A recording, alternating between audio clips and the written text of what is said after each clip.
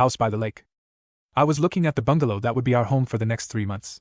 My wife Marcy found this property on Airbnb and took a real liking to it. Even with the recent renovations, the bungalow had this old-world charm to it. It was probably built many years ago and far removed from the buzz of city life. This beautiful home was on a secure strip of vacant land adjacent to a small lake. The closest neighbors were at least a mile away. If not for the constant chirping of birds, the eerie quietness of the place would have gone unchallenged. And yet, the thick canopy of trees and the scent of earthy soil immediately appealed to my senses. Perhaps, this will be the perfect antidote to my writer's block. The local ambience could actually help me in my work as a horror story writer. The house had a large backyard and was packed with different kinds of trees. My 7-year-old daughter girl Stella shrieked excitedly when she saw an old swing and started running toward it. Stella is the light of my life. Marcy and I had been childless even after 10 years of matrimony, and that was beginning to put stress on our marriage. Marcy grew up an orphan, and her unhappy childhood saw her run from one foster home to the next. She always felt she had so much love to give and wanted to have a large family.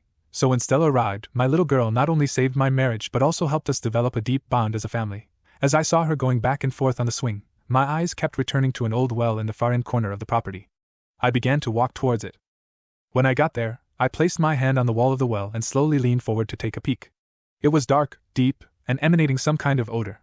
A weird sensation began to run through me, and I could feel the hair on the back of my neck stand up. I could feel some inexplicable force working its way toward me. I felt drawn inwards as I stared into a dark abyss. Suddenly I heard a thud sound and snapped back to my senses. I turned back to see what the commotion was. My daughter had fallen from the swing and began to cry. Her cries pierced through the air, which made the birds scatter. Marcy and I went running towards Stella and helped her get back up. She had scraped both her knees from the fall and was bleeding. We patched up the wound as best as possible with some first aid.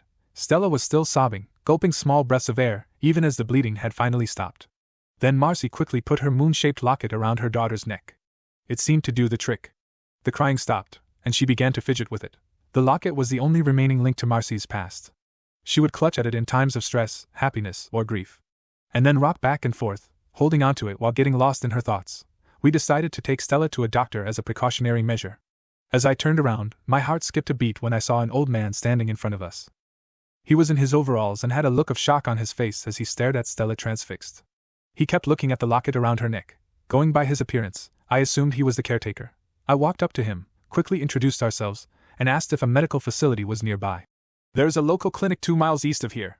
They should be able to help you," he said. I thanked him, and we quickly got into the car. The caretaker, still in shock, kept staring at Stella until we were out of sight. Once we got her treated at the hospital, we stopped by a driveway for dinner. There were a lot of things that were going on in my mind. A suspicious-looking caretaker, a water well that gives weird vibes, and a large house located in the middle of nowhere that is now beginning to look ominous. Something was really off. Anyways, by the time we returned to the house, it was already late, and Stella had fallen asleep. The caretaker was standing by the entrance. I could see he wanted to speak with me. Well, I had some questions to ask him myself.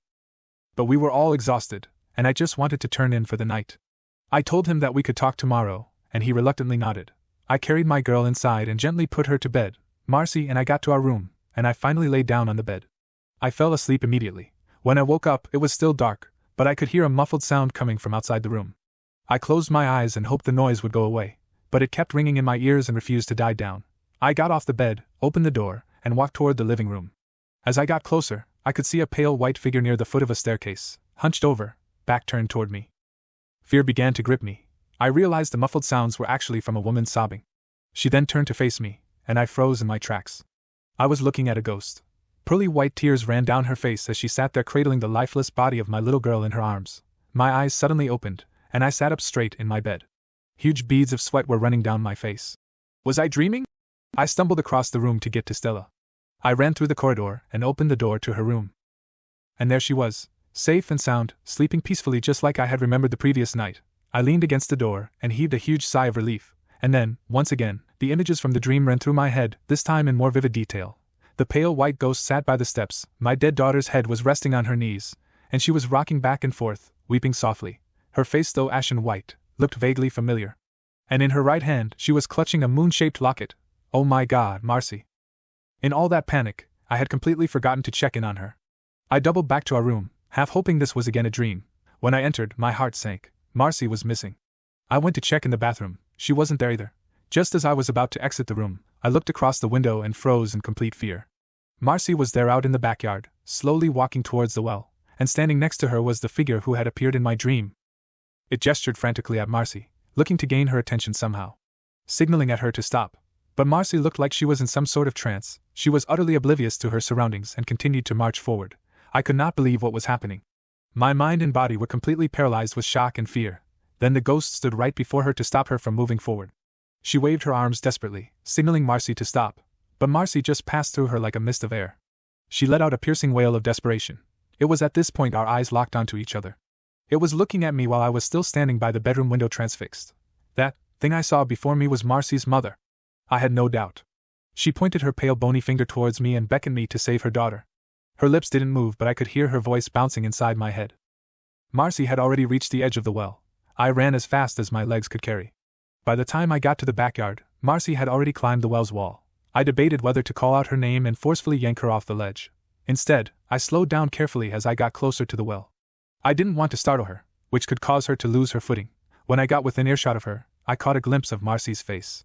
She looked like she was possessed. I slowly whispered her name. Marcy. She could not hear me or feel my presence even though I was just a few feet away. Her gaze was fixated downwards at the depths of whatever lay beneath that evil well. I haven't yet had time to process my own experiences on what happened to me the previous day. I could only imagine the hypnotic effect it would weave on Marcy. She definitely has some familial connection to this place. And then, to my horror, I saw her step forward when she moved her leg. I lunged at her, wrapped my arms around her waist, and quickly dragged her off that ledge with all my might. We landed on the grassy floor with a loud thud. I had managed to intervene in just the nick of time. I hugged my wife tightly out of gratitude. Alex, where are we? My wife had come back to her senses. What are we doing here in the middle of the night? She asked. I suddenly remembered about the ghost and looked around for her. She was standing 5 feet away, looking at the two of us. I could sense the look of relief on her face as well. Are you related to Marcy? I asked her. She nodded her head. Whom are you talking to? What is going on?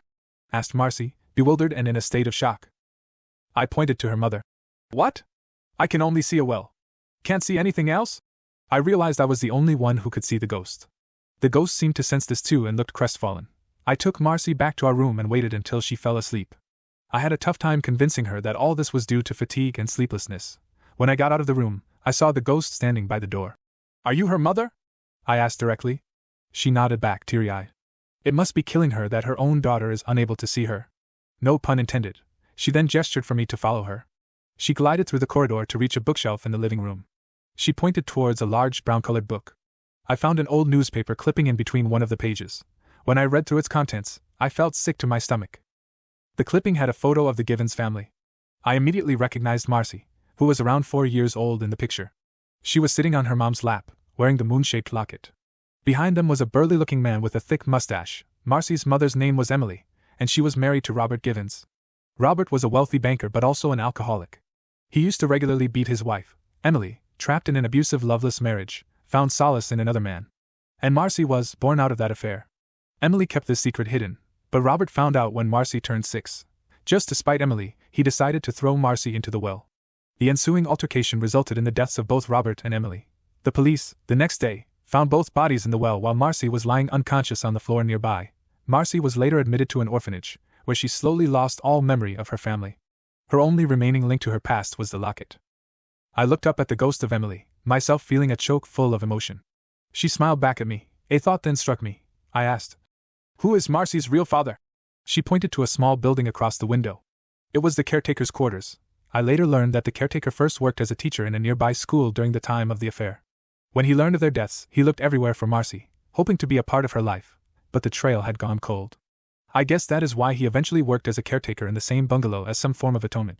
The question in front of me is, what do I do with all this new information about Marcy's old life? Marcy has finally found happiness after a long time. She lovingly embraced motherhood, and our little family could not be happier. So how do I introduce her dead mother to her, who is now living as a ghost, whom Marcy can't see, but I can? Or, how do I explain to her about her father, who is why she grew up an orphan in the first place because he tried to kill her? And when is it okay for me to reveal the caretaker whom she met only yesterday is the person who is actually her real dad? Will all this help her heal? Or will it unearth hidden traumas tucked away in the deepest, most remote parts of her brain?